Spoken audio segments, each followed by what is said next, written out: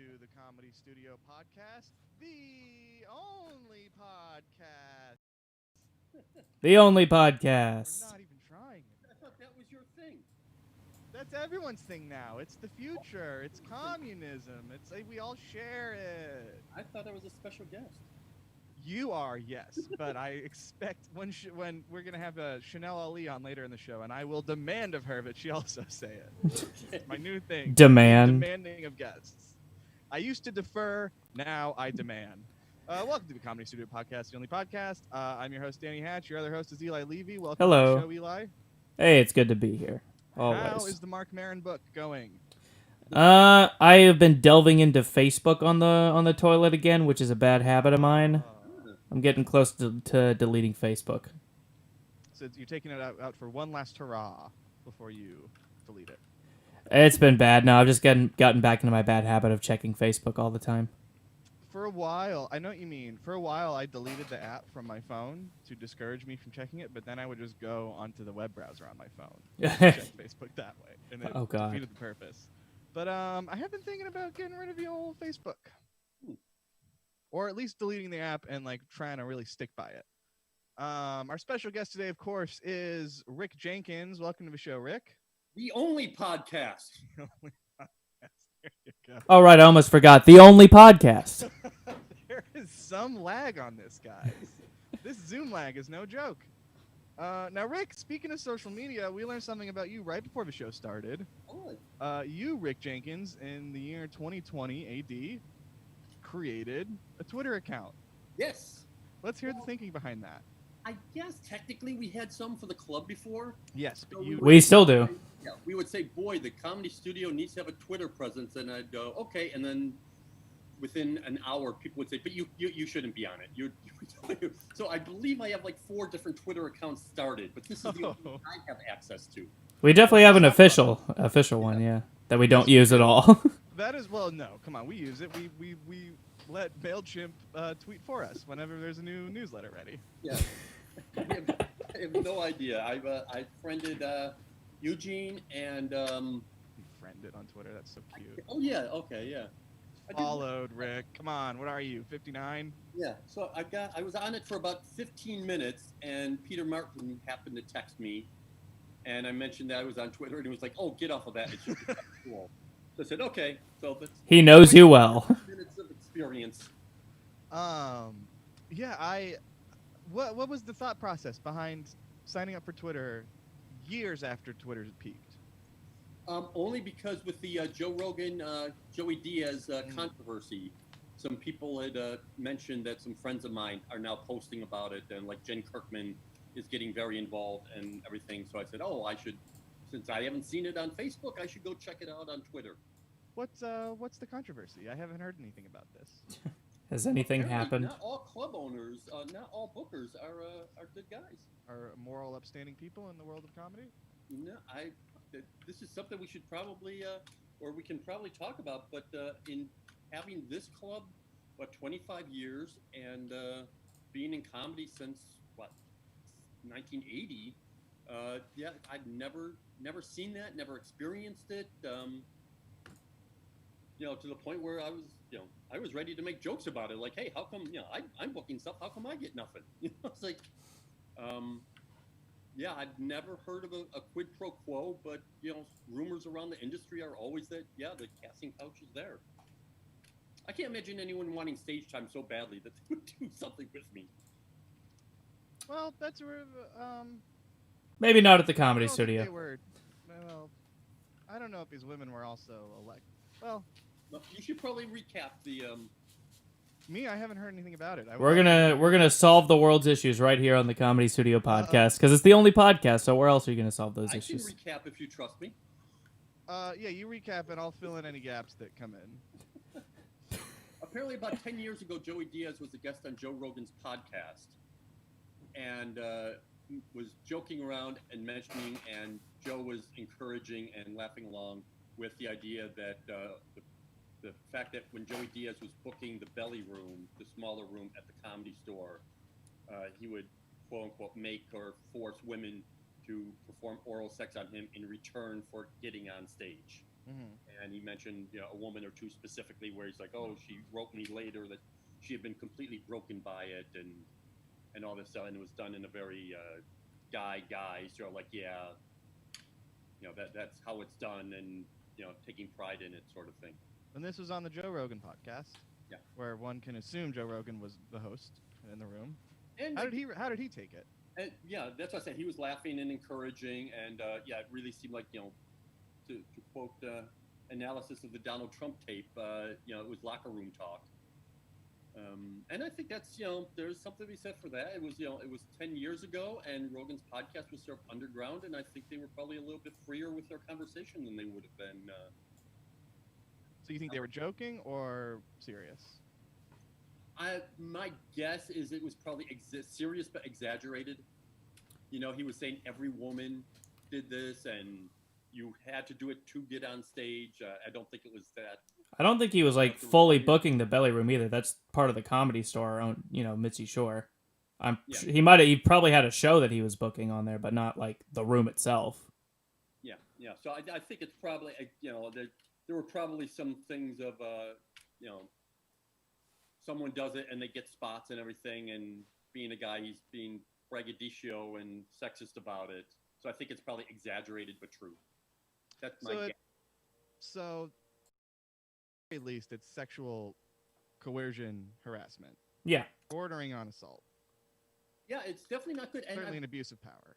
Right. And I've been thinking about this a lot lately, is the fact that I automatically, as an intellectual exercise, like to play around with all sides and all gray areas. You do like to do that. It doesn't mean that that's my opinion or that's my view. I think sometimes, especially on the podcast, I've sort of pushed you guys a little bit, when for me it's just sort of an intellectual exercise and that sort of thing.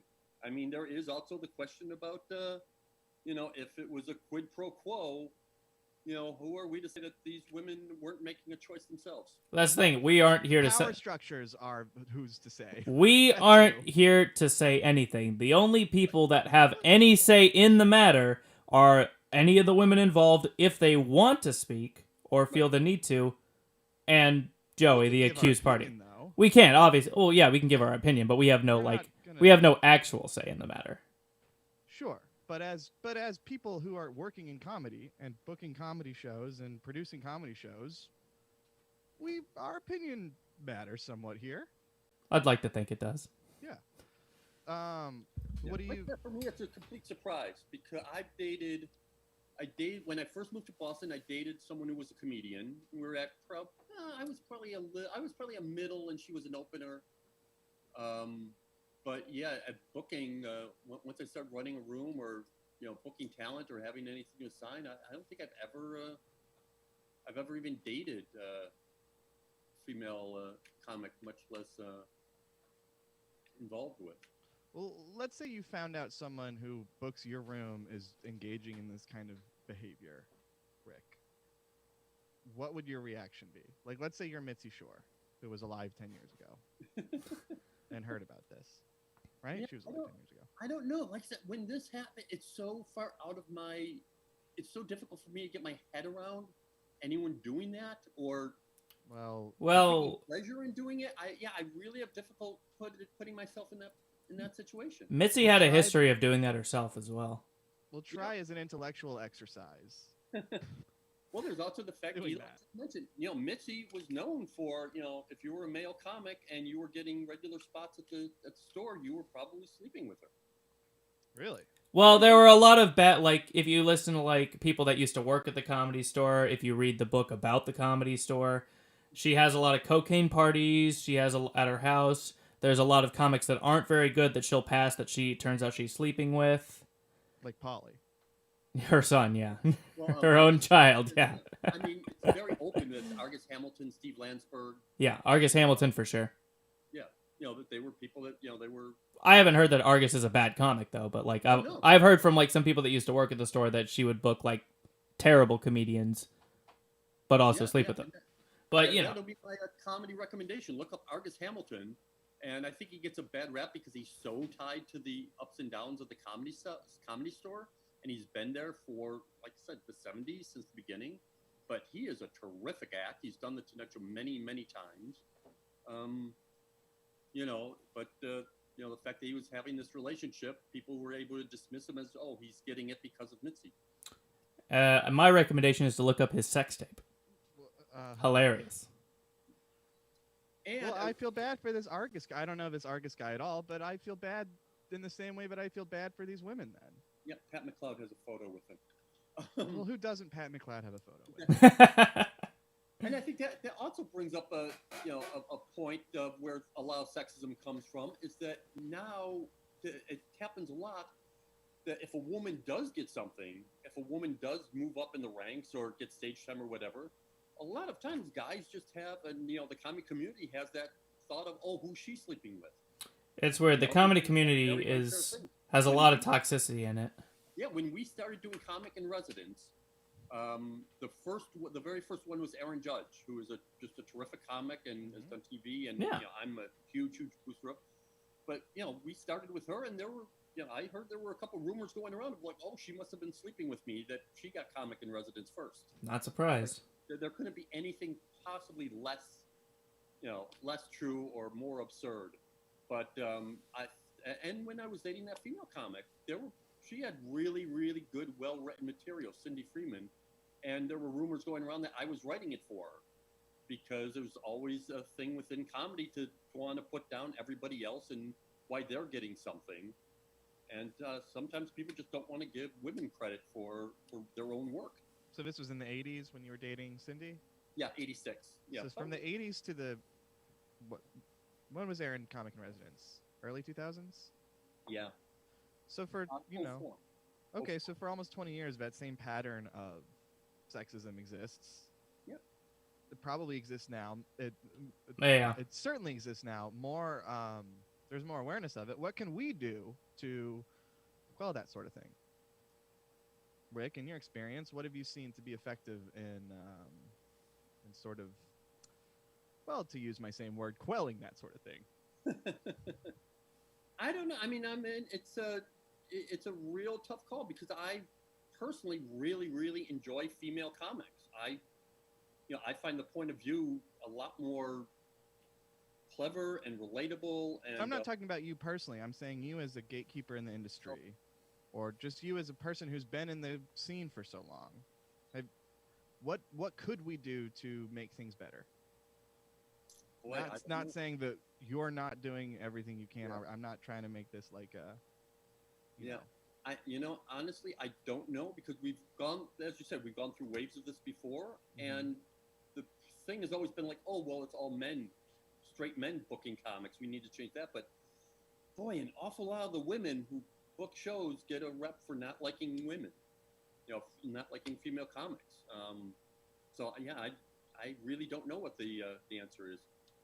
Maybe start pushing the headliners to bring more women on the road with the decent headliners, or at least for us, just calling it out where we see it. Yeah. It's hard to speak up again, and it's like, but it's more important than ever. It's under the ground. You never hear someone saying, "Oh, that's happening because that." You hear, "You know what I heard? I heard so and so seeing so and so.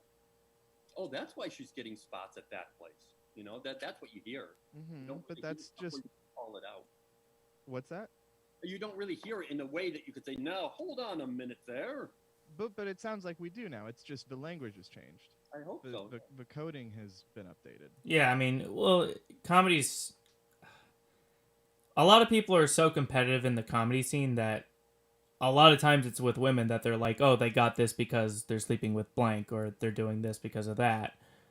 But they'll do it with anybody if they want to get an edge up. That's just a lot of the ways this industry is. You always want to find a quote-unquote reason why somebody got something you didn't. And with women, the sexism is the easiest club to grab, and tokenism is for other things, with gay or race. That pettiness is there, and it's just there's just more in different clubs. Well, it's the future now. Rick has joined Twitter, and we shouldn't stand for that kind of. I think reaction. you backed out of joining Twitter. Actually, didn't you say Oh, you right, ended up yes. not going through with it? Right. Well, the Well, account is there, so I can go on. he'll be back. Yeah, we'll see. This, of course, also comes in the wake of what we all found out about Chris D'Elia, Yeah. who has made a career playing pedophiles in various television productions, and it turns out he has a penchant for coercing underage women to do sexual things with him. Is this the tip of the iceberg? Does it go deeper than this? I don't know if it goes deeper. That's already pretty bad. No, I mean with other it's with other comedians. Oh, Not with Chris D'Elia. You're right. That is already that's enough of an iceberg for Chris. I would say the That's short not answer to recent. that question is no. I mean, I'm sure there are other people doing it that haven't been I caught don't- yet. Yeah, I don't think so with the pedophilia as that thing, but in terms of really, really crappy behavior by celebrities, yeah, I mean, that's there's so many things. It goes back to like Louis. Everyone in the scene knew Louis was doing that. It just didn't connect. Like, oh wow, yeah, that is shitty. I'm sure everyone probably knew D'Elia was like, oh, you know what? When when there's young fans, move them to the front. We also found out that a woman accused Jeff Ross of being in a sexual relationship with her when she was 15 and he was 33. That also came out Whoa. over the weekend. I did not know that. I did not know that. So that's what I mean by tip of the iceberg. Oh. I guess maybe that was a leading question because I knew that there was more. Oh, okay. But Danny, tell us about this iceberg. well, it's straight ahead. So. No, I think we're gonna find out more and more. I think I mean, it's the same as the Me Too movement in late 2017, where once you get the ball rolling and people feel emboldened to speak up when they had felt silenced, you're going to learn more and more about people. Or you're going to learn about more and more people, rather, I should say, who are abusing their power. It's going to be a wild ride. And my own little personal theory is I think it hits harder in comedy because to connection with the audience has to sort of feel a level of trust with you. And things like this, any sort of abuse of power or, any vice whatsoever, hits a little bit harder because now you feel like that trust has been broken, i.e. Cosby or. That's a very good point. Yeah, with Louis, I mean, yeah, I was a huge fan of Louis C.K. and it was because I felt so connected to him because he appeared to be so deeply personal and like self-examining and like committed to doing good. And then when you find out that it's all at best an act, it's like, well, geez. Well, does that mean that one action made the rest of it all an act? Because he was still joking about jerking off, and because it's not just the one action. It's also the silencing of the women, and it's his manager going after them and compelling some of them to quit. Like he presented himself as this like feminist good guy, and when it turned out he wasn't, that for me invalidated a lot of the enjoyment I got out of his comedy. And I'm a mostly straight dude. I can't imagine what it would be to be a woman who is a fan of Louis C.K. hearing this. But that's a great point, Rick. Comedy is so much more personal. It goes back to the trust, and it's and I think it's like when you have a friend, you meet a new friend, and like, oh, what a great guy, and oh, we love we love sports, and we love this, and we're really good friends and everything, and then you find out he's like, oh yeah, and hey, I have this secret stash of kiddie porn, and you're like, whoa, that doesn't change the fact that we have sports in common. That doesn't change all these things. It's just now there's a part of him that makes me go, oh, that doesn't make it flat. Time out. Yeah. Yes. Which sports? Little League.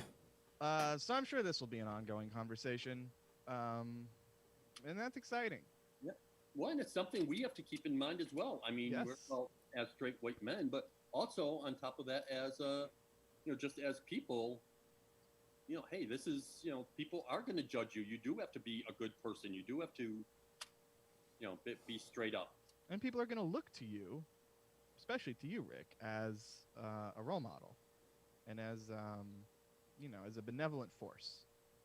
It's interesting because that has come up a lot. Warren Ellis, the graphic novelist, who's brilliant and has been recently outed as, cultivating relationships with, text relationships with underage girls and stuff. Oh, I didn't hear about this.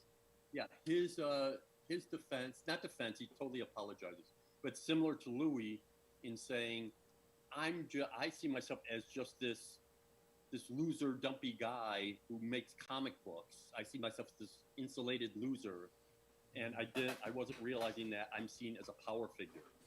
I think that's something but everybody we need to see in ourselves. To some people, Danny, you are a podcast producer who's gone on tour nationally. I mean, I could easily see someone saying, any of your friends, anybody who likes you is going to say, oh, wow, he's a great guy. He's done this and this and this. There comes a certain amount of power with that. You're right. Yeah. We realize that power is there. Yeah, I guess for a while, especially with all the changes that happened, I thought just for a while that I was trying to just be a comic. I guess I wasn't actually grasping that that I'm booking for a comedy club in the city. So I do have power. Yeah, I think when it first happened, you realized it intellectually, but as things went on and more people were... Yeah, I was signing all emails on the booking account as TCS because I didn't want it to interfere with or affect like me getting booked on shows or anything like that. Yeah. I just wanted to try and get booked for like being funny, but but now it reflects who we book. Every single booking reflects studio, and now we have to start thinking about that stuff again because we're getting closer to opening. Yeah. And Improv, at some point, I'd like to get to Improv Boston. Yeah. Is closing or at least on an extended hiatus. To me, that's devastating. I mean, you're friends of mine, Doc Dwyer and Jim Flaherty, started Improv Boston. I used to follow them before they had a space. So what's the story? Are they? So they're right now they're in Central Square, and they announced that they'll be closed until at least January 2021. So their staff is furloughing voluntarily. Well, what choice do they have, right? In their own words, furloughing voluntarily. Okay. Tentatively, they say tentatively they'll reopen or resume operation January 2021, but tentatively. They didn't specify, but tentatively. Really? I thought they said something about where we hope to make something happen at 40 Prospect. Oh, that's hope and tentative, so that's not definite.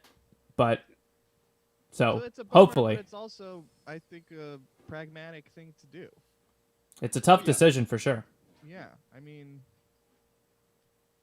who knows if we'll be in that boat, depending on how long this goes. Yeah, I mean, it's well known. I've had, I have not always had I've always been a little bit jealous of them.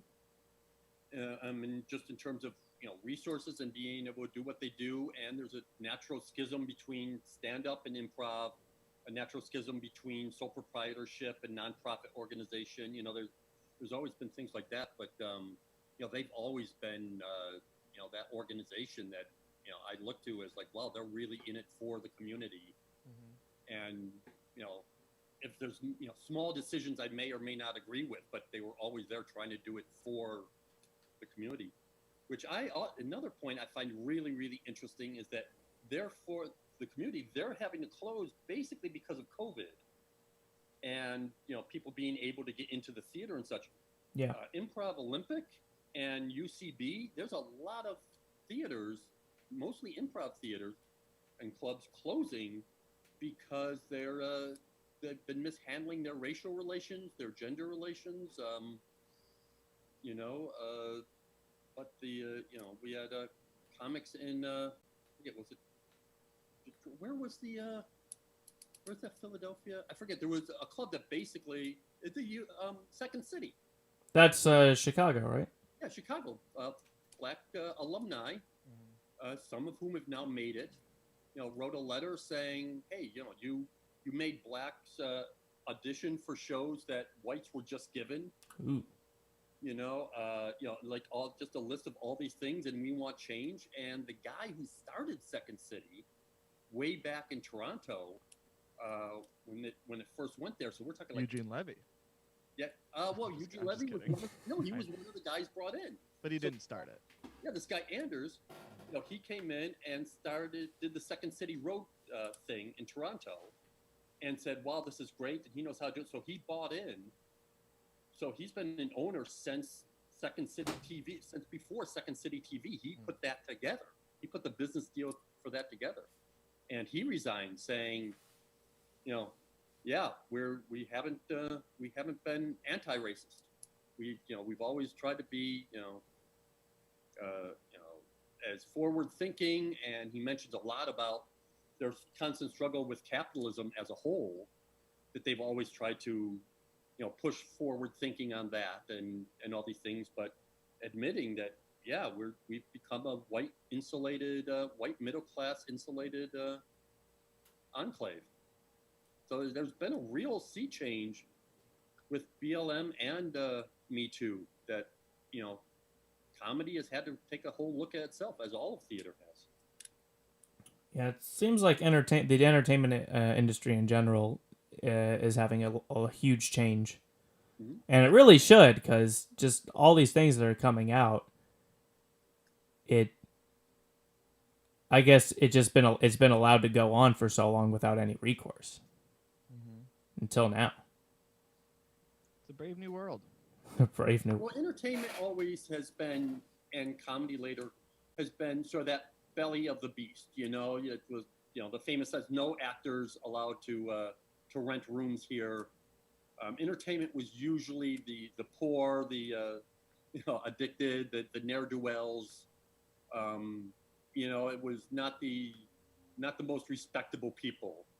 And I think there's something in the DNA that we're now having to get rid of now that entertainment has become a lot more lucrative and a lot more established. Yeah.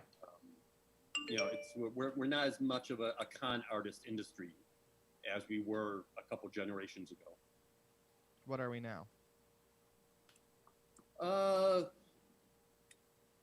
think we're now more like a sleazy business school than than Carney hustlers. So we're Trump University now. Yeah, we're building as a whole.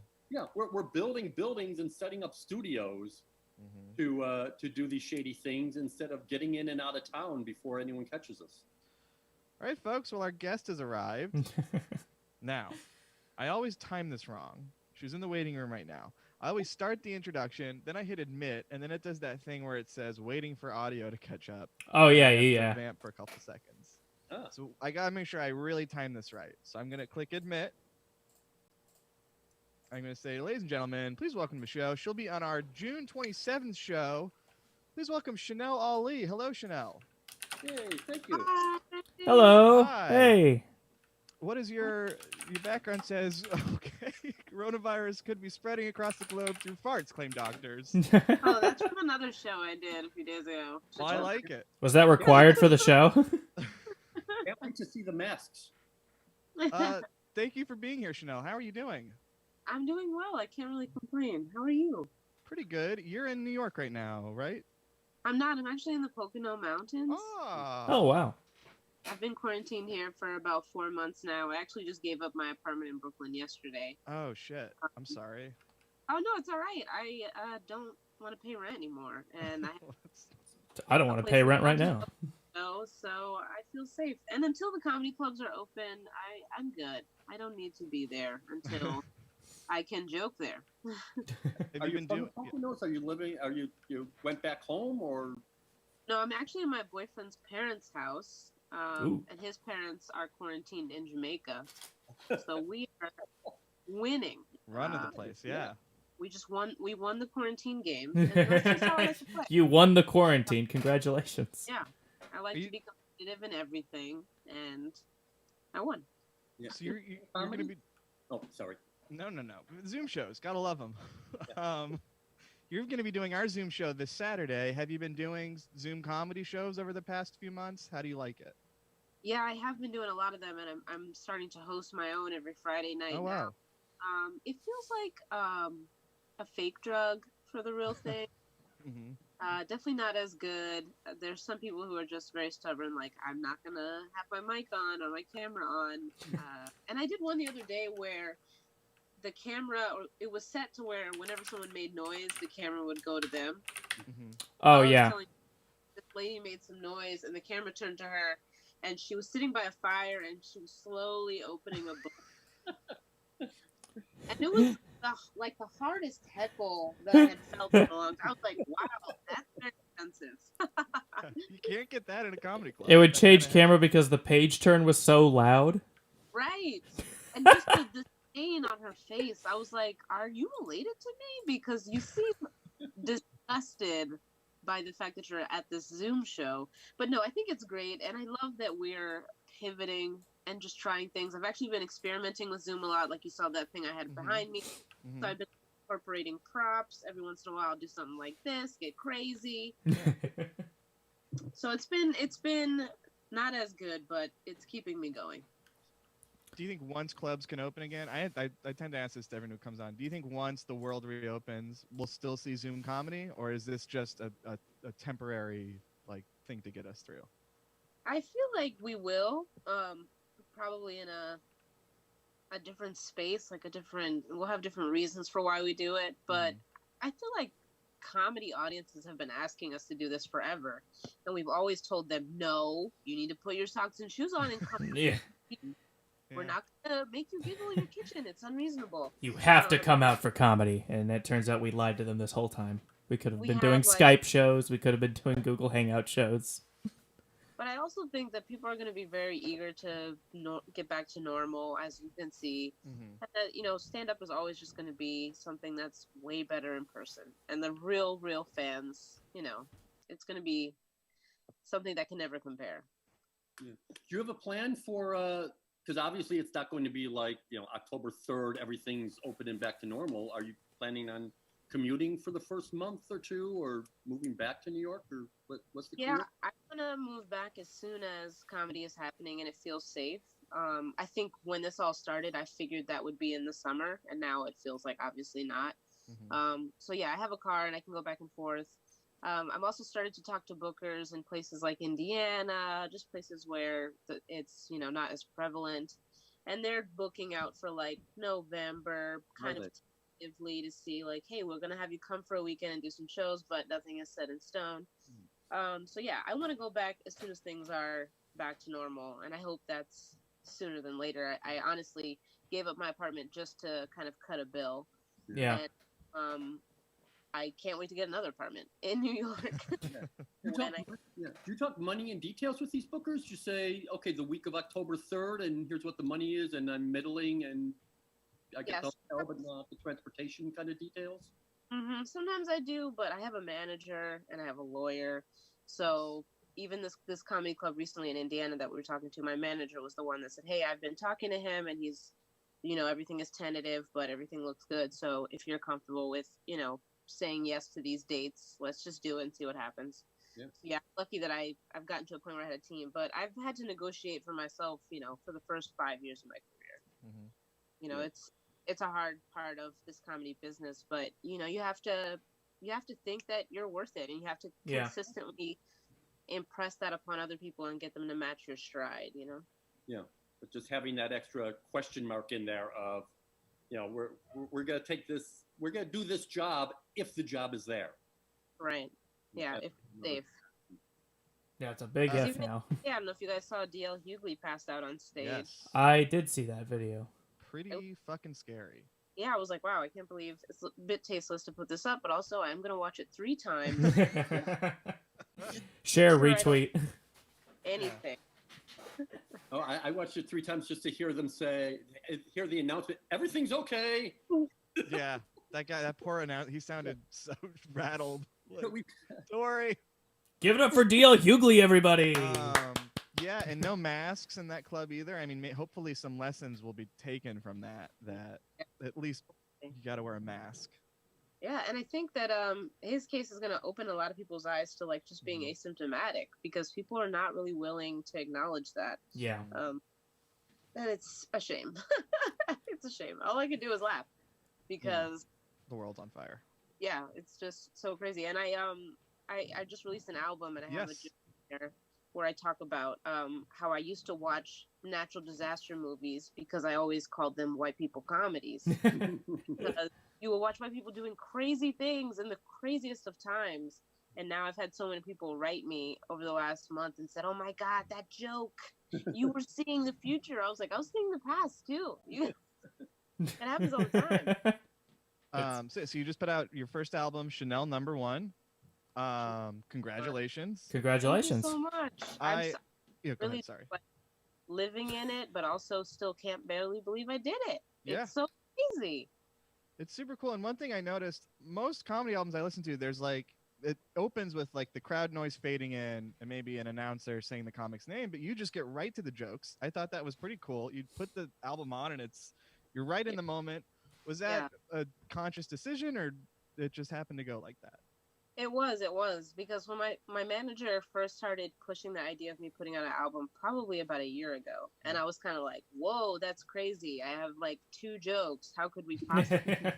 But that's just kind of like a natural reaction you have to when someone says, hey, we need an hour to put on a tape, and then those jokes are kind of burnt. Like, you can't really just keep telling them over and over again. So the task sounded so daunting for a long time. But we really just kind of, I worked on material. I did longer sets. I headlined a lot for the last year, just doing an hour, seeing what happens. And it was really important to me that when I put out this album that nobody could go back and say, well, she only did 46 minutes. Actually, it was very important to me that it was like, this is very close to an hour on the minute. And I want to show that I can stretch like that, because it's just one of those milestones that I set for myself. And I was proud when it came out. It was 57 minutes and 57 seconds. Nice. And I said, that's, with a few edits, I didn't edit out much. I was really proud of it and happy that, people get to take that ride with me. Yeah. Had you written most of it in the year between your manager or agent saying it's time for an hour, or did you find that you had a lot more material? I definitely knew that I had the material because I've been booked to do hours plenty of times. But when you have an hour, there's a lot of fluff. There's a lot of talking to somebody in the crowd, or me talking about the city I'm in, like stuff that I can't put on the album that's not evergreen. So I had the material, I just had to refine it. So I had to revisit jokes from the beginning of my career, revisit pretty much everything I'd ever written, and try to decide, how am I going to introduce myself on this first album, and what should I be talking about, So most of it is really about me. I'm mostly just talking about myself, which is easy. Yeah. So in terms of time frame, because there was great buzz about you. I was up at JFL last year, and there was really great buzz about you. At that point, were you planning on an hour, or? I was just starting to get into planning phases. We had just decided to go with 800 Pound Gorilla, which is an incredible comedy record album company. And it just felt like, my manager, I got to give her credit. She's very smart. She's always thinking 6 months ahead, 12 months ahead. That's why we work together so well, because we're both very kind of marketing, goal oriented. So yeah, she was like, we need to really capitalize on this spin and show them that you are a JFL new face for a reason. They should expect things from you and projects from you. And so it's just like all the good things motivating me to keep moving forward. Yeah, it's a shame this happened just as it was all that stuff was kicking in. But now you've got the foundation. And again, it's a good time to burn an hour.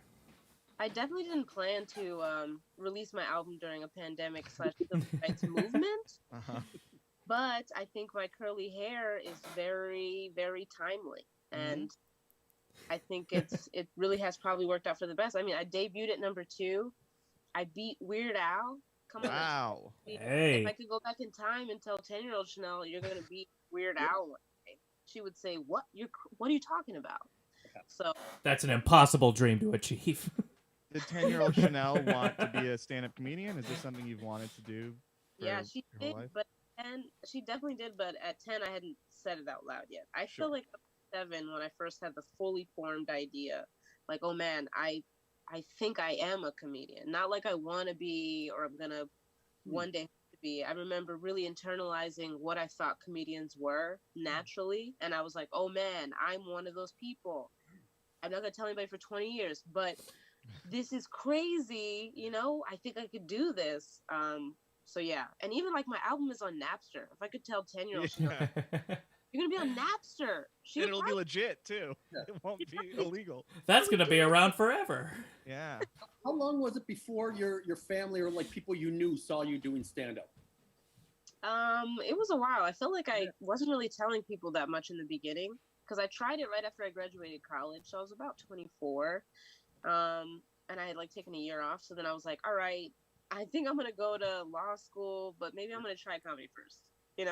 Because I had this idea that like I can't wait until I'm 50. I gotta really, if I think this is a thing, let's just find out and see what happens. Lawyer's a good backup plan.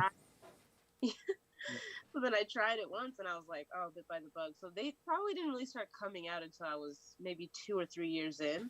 But I remember a lot of them being like, oh, you found your thing. Yeah. That's why I always thought that bringer shows were like the worst thing in comedy, because so many really good comics are like you. That's more like coming out than it is becoming a comedian. It's like, I think there's this thing about me, and I don't want anyone who knows me to see this yet. That's the hard thing about being an artist. It's like, yeah, here I am.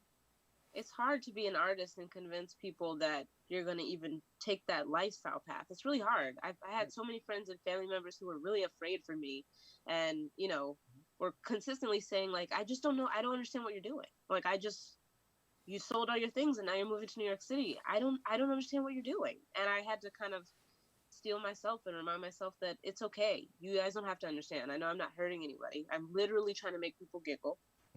Perfectly fine. So it's all right if you don't understand. You'll get it one day, and then my number will be changed. But by then, you'll be able to find me on Twitter, and that's good. Yeah. I can't even imagine trying to find your voice during the bringer show era. You're on stage saying, "Look how great I am," and you've got everyone in the audience going like, "No, you're not. I know you." It's really rough. It's really rough. I hate the parts of comedy in the beginning that really kind of trick comedians into thinking that they have a shot when they don't really yet. Mm-hmm. Yeah. Then people feel the weight of it so much more when they don't kill, and then they never try it again. So yeah. Did you go through stuff like that? Did you have moments where you thought that you had made it and then realized that you've been led astray? Yeah. So many times I thought, oh man, this show that I just booked, this is it. It's a Comedy Central showcase. I did 5 minutes in New Hampshire one time my first year. I was like, this is it. You were like, I'm out here now. I've done it. So at what point did you realize that it was kind of a scam? A few times. I remember one time I was really worried about a comedy competition I did in a hotel comedy club in New Jersey on the highway somewhere. It was like you wouldn't know about it unless somebody absolutely dragged you to it. And if you won the contest, you got to open for Gilbert Gottfried. And for whatever reason in my mind, that was going to be it. Yeah.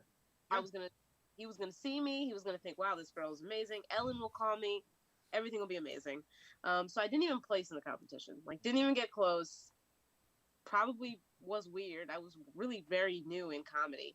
And then after that, I just felt like I had to steel myself and acknowledge that it's not going to happen overnight. And it shouldn't, because when you see comedians blow up online overnight and then they don't have the stage foundation, it just, they never last. They never become household names.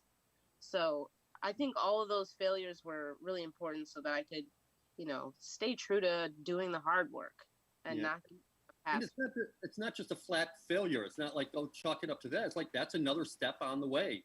Yeah. It didn't get you to the Ellen show, but it did get you, that booker saw you. You know what it's like to do a contest. You know what it's like to have to say to yourself, I don't know whether or not this is appropriate for the, it's, every one of those little things on the road, that's that important. Yeah, absolutely. Did you ever get to work with Gilbert since then? I didn't. I've seen him a few times in New York at the Cellar. But yeah, we haven't been introduced yet, but I'm sure I will. Hey, can I open for you? Sure. Hell yeah, man. Just send me your tape. Let me see some jokes. You also, I don't want to spoil too much of the album, but you also mentioned that Michael Che from SNL messaged you out of the blue asking you to open for him. What must that have been like? Really interesting. I actually first got a phone call. This was really late at night. I got a phone call from Reggie Conquest. He's another comedian. He did JFL with me last year. He's also on this season of HBO's Insecure.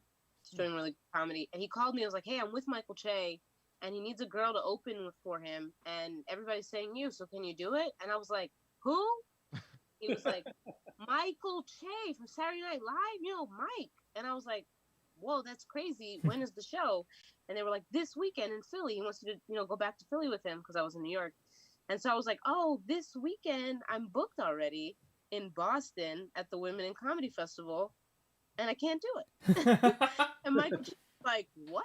And I was like, yeah, they've been like putting my name on a flyer and my face has been all around Boston, and it's a bunch of women and it's really hard, and I'm gonna feel like shit if I cancel on them a day before when I'm supposed to headline all these shows.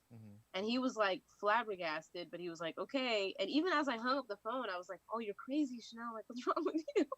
why can't you just be a bad person? And then that's probably the best move you could have made. They did give us a lot of flyers.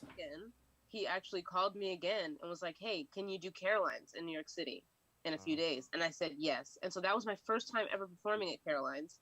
It was 2 sold out shows, like packed to the back walls, people in there. I got to go to the SNL party afterwards. Like, it was a big pivot in my career into really establishing myself as a person in New York that you should know. Yeah, so much better than Philly. Yes. Well, you're from Philly too. Yeah, I'm from Philly. I started in Philly, so I did comedy there for like 2.5 years before I moved to. Where? Helium, or I mean, what's the club scene like in Philly for a young comic starting out? It's pretty small. There's Helium, which was the main club. Then across the street, there's like the Philadelphia Improv Theater, which sometimes has like on the outlier comedy show types, and they'll have a few stand-ups, but it's not, not a club. And then there's Punchline Comedy Club, which is more recent. That one actually opened right after I was moving. So yeah, it was mostly Helium. My first big opportunities were at Helium. I used to hustle so hard to get on shows there. I would like find the headliner on Twitter, and I would harass him on Twitter for a few days prior to him coming to Philly and be like, hey, I don't know if you heard, but I live in Philly and I'm hilarious. So I don't know. And I would really talk them into sometimes giving me a guest spot or letting me open for them. So yeah, it was a hustle, but there's a lot of open mics in Philly. There's a really good open mic scene. All of them are free and they draw real audiences. So I felt like I really had an advantage when I came to New York, that I had, I had been on stage a ton. I had so many minutes under my belt. Yeah. And Helium in Philly is the hub of the Helium chain. So, you get good middle work there. You can actually get a few weeks around the country. Absolutely. And Helium's just a great club. Like, it's one of my favorite basements. It's just, it's really good. It's just, the laughter is great in there. I mean, I've had magical sets at Helium. It's great. You didn't happen to come across a comic named Terry Gillespie, did you? I don't think so. It doesn't sound familiar. He'd be an older guy, like in his 60s. He was my roommate when I first moved to Boston, and he just makes faces. Oh, interesting. Yeah, just faces. And for the first 3 minutes, he just absolutely crushes, and no one could follow him. And then he does an hour, and the owner won't pay you because it was so bad. He moved to Philly along with Big Daddy Graham and a bunch of people like older than your parents is all I know of the Philly scene. How do you find that the Philly scene compares to the New York scene? Obviously, probably New York's bigger. Yeah, definitely. It's definitely much smaller, but it's just, New York is just unlike any other scene. I feel like it's just people are hustling at a different level. They're pushing their mind at a different level, trying to write outside the box, trying to be more vulnerable, and it's like a steel sharpens steel type thing. In Philly, I definitely gravitated towards the comedians that were better in the scene, and a lot of those comedians moved to New York or now live in New York. So I just think New York is like, if you're on a show with 10 killers, it's gonna force you to feel like you should be killing, and just elevates you. It really forces you to be the best version of the comedian that you can be. Because before moving to New York, I went to LA for a few weeks to decide, because I knew I couldn't stay in Philly long term. And LA, I did so well after being in comedy for like 2 years that I knew I couldn't move there, because I was like, these people think I'm good enough already, and I already know now, and I'm not. This is barely real. I'm barely being real on stage. I barely know who I am yet. So I have to go to New York and form that foundation, because I don't want to be, a fake talent out here. I want to really know this and trust myself to have been very well versed in telling jokes. So yeah, I just think New York is the GOAT. Well, that's great. That's good instincts. A lot of people would have been like, "Oh, I'm crushing here. I gotta move here." Yeah, my ego certainly would be like, great. I don't ever want to bomb. Yeah. Yeah. So is stand-up's the goal. It's you don't see like I know we're looking far into the future, but you're not trying to parlay it into acting, or you're No, I focused absolutely, on stand-up. I absolutely am, and I actually have just recently started doing more acting. I booked cool. my first voiceover gig, this Audible series that should be coming out soon. I got the main character. Really? I'm like a 16-year-old girl because I sound like a child. Then I have one line in a new Netflix show called Dash and Lily. I have one line. Okay. The line is, maybe he liked you. And that's it. I have Can I no get it time. 3 more times? How Just many have fun times with have it. you? How many times did you practice that line? So much. So much. And you know what's so crazy? That episode was directed by that guy that was on that. He was a child star. Now he directs a bunch of things. Oh, Fred Savage? Yes, it was Fred. Nice. Who directed the episode. That's and so cool. He said that line so many times. He was like, now scream it at her. Now say it like you don't even care. Or maybe he liked you. Like, we did it so much. It was great. It was a great day of my life. Nice. And I'm going to be, when I first met with my manager, I told her, hey, I want to be Little Miss Kevin Hart. So it's not just stand-up's always going to be my bread and butter. I don't ever want to stop doing stand-up and become an Eddie Murphy type. But I'm going to be a household name, and I want to be a full-fledged entertainer. I'm like, I think stand-up comedy is the top tier. So acting, sketch, whatever you want to do underneath that, I think you're absolutely capable of it. You can learn to entertain people in real life, in real time, then you're just good. You're ready to go. Yeah, and I would suggest push the writing as well, because in New York, you get a friend who says, hey, I can get you a couple $1,000s to help punch up my my Comedy Central thing. Writing is a real good thing to be able to fall back on and get into the industry. One day when I write a book and just catalog how I made money in New York City, people are going to be blown away. I was writing greeting cards. I would write somebody's script to help them get ready to go on an audition. I wrote a speech for Jordan Sparks once. Wow. Yeah, and then I went to the Friars Club and rehearsed it with her and helped her perform it at a big ceremony. I used my brain and my words to make money so much it still blows my mind. Oh, that's super.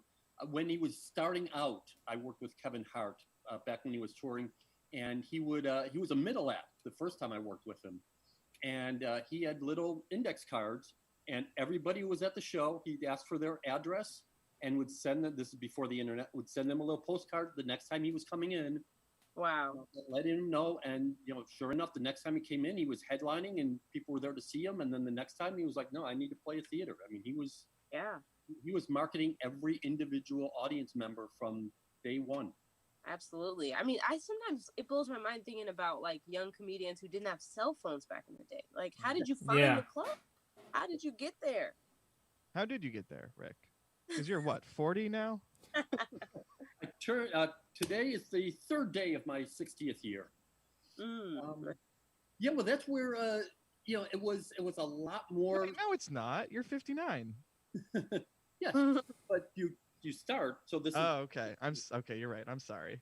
Because my dad We're on Rick turned time. 60 very soon, and but I apologize for interrupting the flow. That's where the comedy scene became the club scene became so straight white male, satirical, sarcastic, aggressive, because it was all gatekeepers. You had to find a club and then pitch to a nightclub owner, a bar owner, that they should hire you. The only real way to get through that was to get a headliner who liked you and would take you out. So now the fact that you can do your own marketing is, you can say, here's who I am, and I can fit your club. In Philly, I definitely had to circumvent the club a lot to get my first opportunities. And I remember, I have a degree in advertising, so I think I'm just good at communication regardless of the form. But I remember understanding the process and how they are building local talent or not building local talent. And I was like, okay, I'm not going to be able to sit in Philadelphia forever and think that helium one day is going to give me the opportunity of a lifetime. Yeah. I could wait it out. I see comics do that all the time. Comics who've been doing comedy in Philly for 15 years, have 3 kids and a wife, and they're like, well, I host every few weeks. Mm-hmm. And they think that one day they're going to get somewhere. And I'm like, we can't keep trying to reinvent the wheel. Sometimes we got to go and make our own way. Well, in a club like Helium, they're developing talent, but they're developing talent for themselves. That what they need is a really cheap opener or someone they can throw in who has a wife and kid and isn't going somewhere. It doesn't help them to help develop you. And in 2 years, you're going to move to New York. Yeah, I can't tell you how many times I had a conversation like that with comedians where I would say, when have you ever seen it done that way? When have you ever seen somebody invest in a club in their hometown forever and ever and ever, and then they somehow become a star? Because I haven't seen it, or else I would do it. You know? Yeah. In all my years, I've seen it happen once or twice where a big name headliner will come in and say, oh, I like that guy opening, and give them enough work that they'll move to New York or something or other. But I'd say that's happened maybe a half dozen times in the 40 years I've been doing comedy. It's very rare. Like, some of the headliners that are friends with us will come and just watch like one of our Wednesday showcases, and just one time out of like the hundreds of times we've done it, they saw one person and then emailed us the next day like, hey, I want that person to open for me on my headliner show. But like, that usually never happens. Yeah, definitely. I want to circle back real quick to something you said I took issue with, Chanel, which is that stand-up is the top tier. I think above that is podcasting, of course. And I just wanted that on the record, that it's the hardest medium to conquer. When I was saying the list, I was thinking in my head, don't say podcasting, don't say podcasting. I was like, put it in there, because wherever you put it, it'll be a problem. You have to pan way down. It's a really important part of comedy. I was just talking about this today. I think it's so important, and I think being good at it is important, because this is an audience, and this audience, this is how they get invested in you. You go on a lot of podcasts? Yeah. A lot of Zoom podcasts? Yeah, lately, definitely. But in New York, I did tons of podcasts. You did, and they're fun. I love podcasts. Podcasting. Do you have your own podcast? I did have one called Daddyless Issues, where I interviewed comedians or celebrities who grew up in less than 2-parent households, just to find out, like, how do they learn how to tie their shoes? Like, who helps you pay your electric bill? Like, how do you do it? And that podcast was so great, and I'm so proud of it. But I did discontinue it for a while because it's also heavy. I sat with people and we talked about, the passing of their parents or the absence of their parents. And, I'm an orphan, and I think that orphans are incredible people, like, Batman and shit. So it's important to me that it existed for me to elevate it. But I am actually about to start a new podcast called A Girl's Guide to Going Out. And that's just going to be tips and tools for the modern woman to handle her weed and liquor better. And I'm a pro at it. 7 years of comedy, staying out late. With Michael Che, oh my God. Anytime I go to a party with Michael Che, I trick him into thinking I'm way more drunk than I am. I trick him all the time.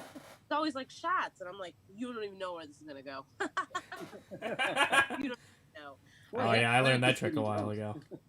It's so crazy. Every time I party with them, it's like, we're going to party till 7 a.m. And I'm like, no, we're not. We're not, actually. I'm going to go home. I'm going to slip out. I'm not going to say goodbye to anybody. Oh, shit. Was it Sam J who introduced me to you? Sam Ike? Sam J. Sam J. She's a writer on SNL who... Yeah, I love Sam J. We perform all the time in New York. Yeah. All the time, yeah. She's great. But I do remember, like, on my first trips to Boston, like, Sam J really being, held up as the funny person. Yeah. Oh, yeah. When I started doing shows with her, I was like, oh, shit. Yeah. She's got her issues with Boston as well. She grew up in Dorchester, which, Yeah, we're actually managed by the same company, me and Sam J. Oh, wow. Avalon. Oh. Yeah. Good. Yeah. So you mentioned that you're an orphan, and you talk on the album you grew up in foster care. You met your dad when you were 18. Yeah. Do you still have a relationship with him, or a casual one, or? Every once in a while he'll text, but it's never really fun. It's never really anything. It's unfortunate. He's also a cop, and so it's this awkward thing of like, the government forced this cop to take a paternity test. Wow. And I showed up and was like, "Hi, I'm your daughter," and he's like, "All right," you know. So there was a lot of barriers that I think made it hard for us to really form a connection. But yeah, I think that I'm confident that one day he'll come around. That I think one day he'll recognize or realize that I'm a comedian and see me somewhere. Okay. So he hasn't seen you perform. Yeah, I don't think he has any idea that I am a comedian or have been doing.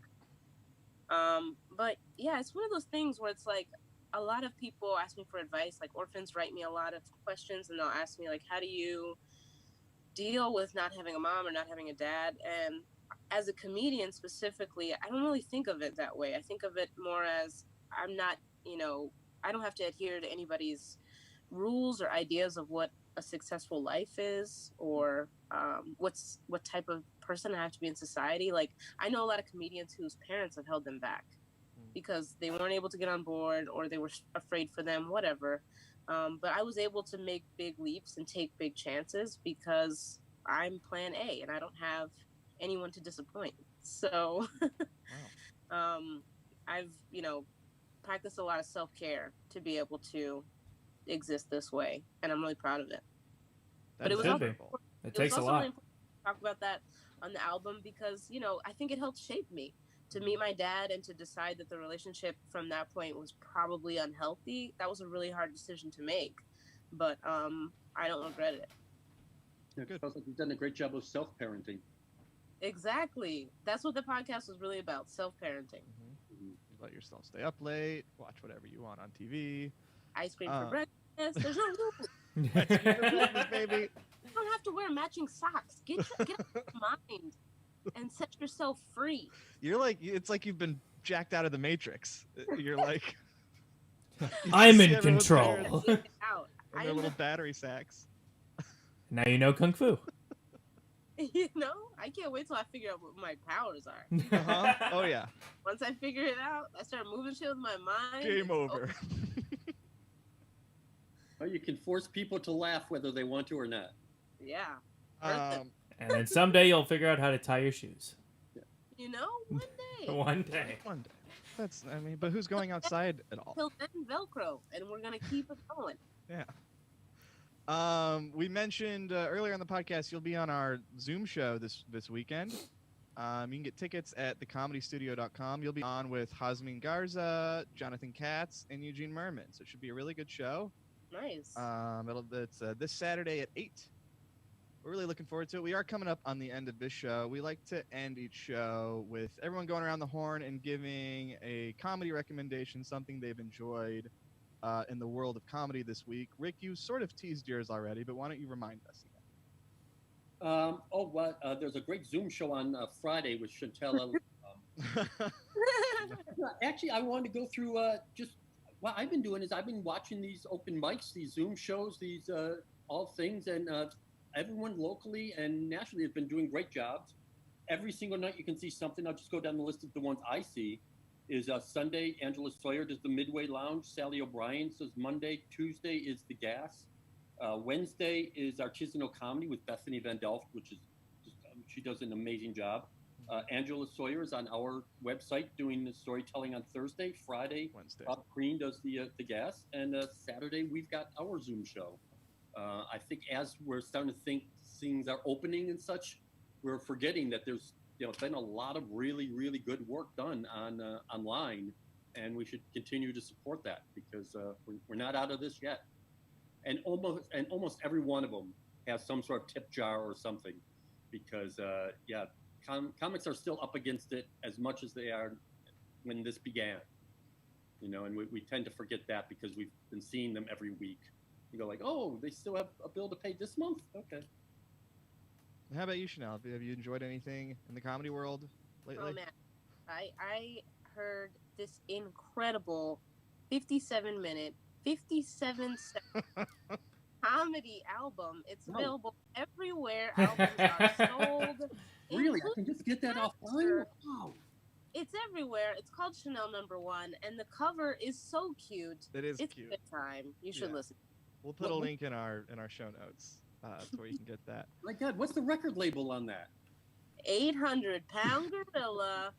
It's so great. Are you gonna have physical copies? You do have an advertising degree. I don't yet, but I'm talking to a company right now that's thinking about making some vinyl for me. Oh, that's cool. Like 500, and it's so funny. This vinyl company is called Tiny Elephant, and so I love that like 800-pound and Tiny Elephant come together, bring out to the masses. So it's not lost on me. Yeah, they used to be mortal enemies, but now they've come together for the common good. We need to stop being enemies, and we need to work together, you and me. 800-pound gorilla and me. Tiny Elephant. I know a few people who've done vinyl. It's really cool. Jenny Zagrino. Oh, yeah. And Lillian Devane. Lillian has a vinyl album? Yeah. Oh, cool. I don't have a record player, but I'll have to check that out. 'Cause it looks cool.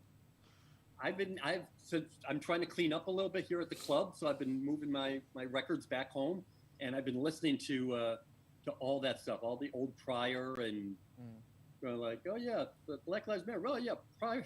I can't feign ignorance. Pryor was telling me about that, 30 years ago. Yeah. That stuff is so good. Well, I would like to recommend, the listeners of the show might have heard me slandering TikTok and saying that TikTok is silly. And slandering or starring in it. God, I love watches too many TikToks. TikTok is incredible. Every comedian should be on TikTok. They should, but they would not be as funny as the kids who are on TikTok. So, of course, we all saw this weekend that a bunch of users on TikTok kind of fucked up Trump's rally by reserving 1 million tickets, and then only like 6,000 people showed up. That's hilarious in and of itself. But Rosa, who is my TikTok liaison, introduced me to a very funny trend on TikTok, which is called the Take Me With You Challenge. Is anyone familiar with this? No. So these teens, they'll make these incredible puns. They'll be like, this is a stick. Then I'll put it on your lip. What is it? Lipstick. And then all their friends will like scream and yell, take me with you, take me with you. And she'll run around and she'll do another pun. I'm not explaining it well at all. You've got to... And I apologize to the TikTok teens because it's truly hilarious. But Take Me With You challenge on TikTok. That is my comedy. Have you mastered your TikTok algorithm yet? Me? Yeah, don't you have to? It has an algorithm with it, so based on what you search, it'll like recommend stuff to you. So what's in your lane right now? What's coming up in your lane? Watches. It's a mix of that and like Black Lives Matter stuff on Rosa's feed. It's like half funny puns and half serious stuff. And then half ruining Trump rallies, which I will always love. So the Take Me With You challenge on TikTok, and I apologize for doing it no justice with my explanation. We'll get that TikTok sponsorship someday. Yeah, definitely. It's right around the corner. Eli, take us home. It's in the world of comedy, but I wouldn't say it is a comedy itself. I just watched Uncut Gems last night. Oh, what'd you think? Oh. I loved it. It's really good. I was like clenching my fist the whole movie. Yeah. Oh, Rosa was so mad at me when I put that on because she was like, I did not expect that to be so stressful. I will say one of the funniest things is before this whole thing happened, I went to do a show in Connecticut at this like bar in this tiny town in Connecticut, and like one of the comics went to go to the gas station next door to get some snacks. He came back with like sour punch straws, a coffee, and a DVD copy of Uncut Gems while it was still in theaters. From the gas station for like $5. Like someone with a camcorder filming the... It had like a legit cover and everything, but it was like all scratched up, but it was Uncut Gems. Yeah, it's a great movie. It's not a comedy at all. Have you seen it, Chanel? Yeah, I have seen it. Rick, you'd hate it, Rick. I judge people a lot who've watched it twice. I'm like, why are you putting yourself through that type of stress? Yeah. Yeah, it's an interesting movie, yeah. It's 3 hours of stress. All right. Oh, and Eli, of course, you will actually take us home with your new segments. Oh yes. So while we're in quarantine and businesses are shut down, they're reopening now, but like a lot of businesses are still suffering. So for the past few months, we've been as well as recommending a comedy recommendation, also recommending a local business or any sort of online business that you want people to support while you can. Like if anyone's doing delivery that you like, or if there's an online business that a friend started, like an Etsy shop or anything like that. If anyone has an online business that you can support, anything, now's the time to recommend it. And so I will recommend... I actually didn't think about it this week. How about 800-Pound Gorilla Records? Yeah. Yeah, I'll support them. They're dope. They'll walk you through the process like you're a little baby, like a little I'd like to recommend H Mart in Central Square. Wonderful place. I do like H Mart. Yeah. Cool. I will go with just the stores here at the market again. Remnant, the brewery is open. Rebel, the wine store is open. Sauce, the vegetarian, and pizza at Hotbox. And there's one other thing. Oh, yeah. And up here, vintage clothing. And there's about half the stores are open, and everyone else is like running around getting their stuff ready. It's really exciting to be around here. And InFresh is open for fresh produce and such. Bull Market is. We were featured on TV last week. I think this is going to be a lot of fun. All right, and anything and boycott eBay. And boycott eBay. Yeah, that's my favorite story. Is the CEO of eBay having his minions fuck with a couple in Natick. Oh yes, we talked about this last time. They sent cockroaches to them, which is just horrific. Yeah, that's fucked up. Look it up. It's my favorite. And any local business in the Poconos, Chanel, that you've been enjoying lately? Tony's on the Mountain has Hey. really good baked ziti, so check it out. All Poconos listeners, Tony's on the Mountain. Well, Chanel, thank you so much. You're on Twitter at Chanel__Ali. You'll be on our show this Saturday, and your new album is Chanel Number 1. It has Thank you been so great Thank you so chatting much. with you. Thanks so much. Everyone stay safe, and we'll talk to you next week. All right. Bye. Good night, everybody. Thanks, everyone. Take care.